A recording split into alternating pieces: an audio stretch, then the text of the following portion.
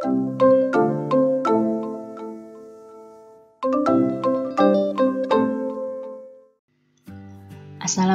warahmatullahi wabarakatuh. Halo anak-anak semua. Hari ini kita akan belajar IPS dengan materi pembangunan sosial budaya. Sebelum mulai belajar, kita berdoa terlebih dahulu ya. Berdoa dimulai.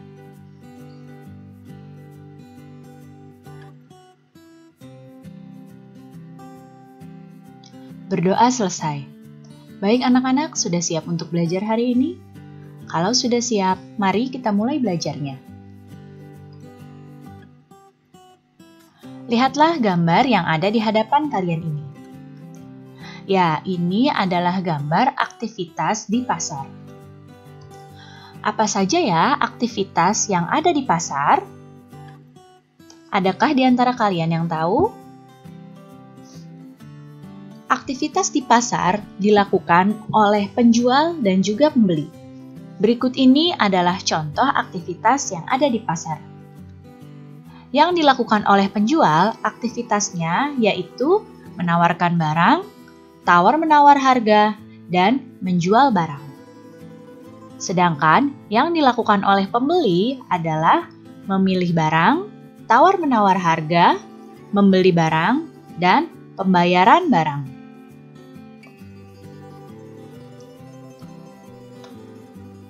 Masyarakat melakukan aktivitas untuk memenuhi kebutuhan.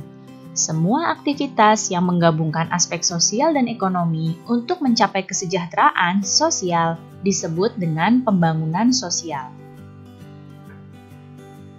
Apa tujuan dari pembangunan sosial? Pembangunan sosial dimaksudkan untuk meningkatkan kesejahteraan sosial, di mana kebutuhan masyarakat secara sosial, ekonomi, dan juga spiritual dapat terpenuhi. Berikut ini adalah bidang dalam pembangunan sosial. Yang pertama adalah taraf hidup masyarakat. Dapat dilakukan melalui pelatihan tenaga kerja, penyuluhan kewirausahaan, dan pembukaan lapangan pekerjaan. Pembangunan sosial yang berikutnya adalah bidang ketertiban dan keamanan. Di sini ketertiban dan keamanan dapat dilakukan melalui pelaksanaan siskamling, penyuluhan tentang keamanan dan ketertiban masyarakat. Yang ketiga adalah bidang kesehatan. Contohnya adalah dengan mendirikan posyandu dan juga membersihkan lingkungan. Berikutnya, pembangunan sosial di bidang pendidikan. Contohnya adalah dengan menerapkan program jam belajar masyarakat dan juga mendirikan taman bacaan. Dan yang kelima adalah bidang kerohanian. Contohnya adalah dengan melaksanakan ibadah bersama dan peringatan hari besar agama. Tahukah kamu tentang pembangunan sosial budaya? Pembangunan budaya adalah pembangunan yang mencakup kehidupan sosial budaya di masyarakat. Peran masyarakat dalam pembangunan sosial budaya diwujudkan melalui kegiatan dalam sebuah adat istiadat. Berikut ini adalah adat istiadat yang berperan dalam pembangunan sosial budaya di masyarakat. Yang pertama adalah subak, yang berasal dari Bali.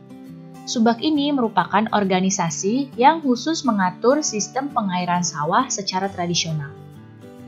Adat istiadat berikutnya adalah bersih desa, yang berasal dari Jawa Tengah dan Jawa Timur.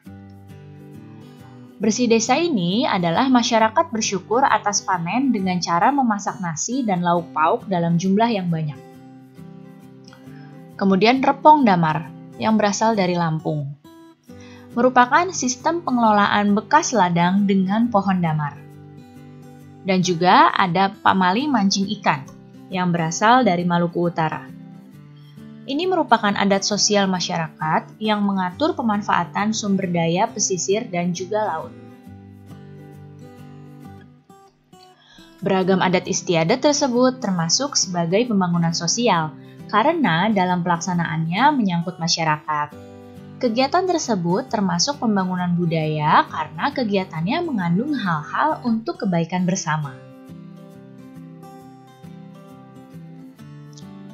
Keragaman sosial budaya tumbuh dan berkembang membentuk kebudayaan sesuai daerah masing-masing. Keberagaman ini mendorong pembangunan sosial budaya di Indonesia. Tujuan dari pembangunan di bidang sosial budaya adalah terwujudnya kesejahteraan rakyat.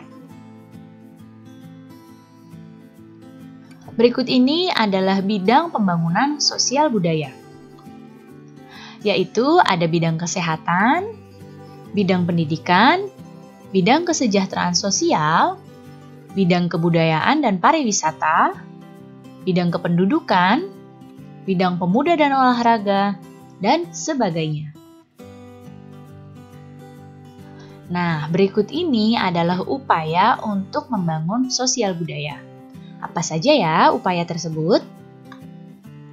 Yang pertama adalah membudayakan semangat gotong royong. Kemudian yang kedua, tolong-menolong antar masyarakat. Yang ketiga, membiasakan musyawarah mufakat dalam mengambil keputusan. Yang keempat, melestarikan budaya daerah. Dan yang kelima, menjaga kerukunan antar masyarakat.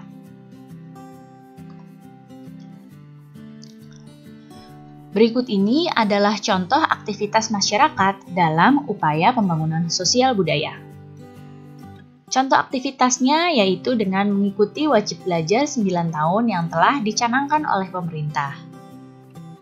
Contoh berikutnya adalah mengikuti pelatihan keterampilan seperti menjahit, membatik, dan membuat karya kerajinan lainnya. Kemudian turut serta dalam organisasi masyarakat.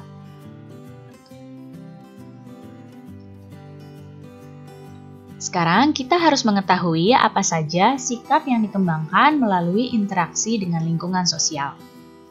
Sikap-sikap tersebut adalah toleransi terhadap berbagai perbedaan yang ada di masyarakat. Kemudian ikut merasakan apa yang dirasakan oleh orang lain. Menghargai perasaan orang lain dan peduli terhadap kondisi yang terjadi di masyarakat.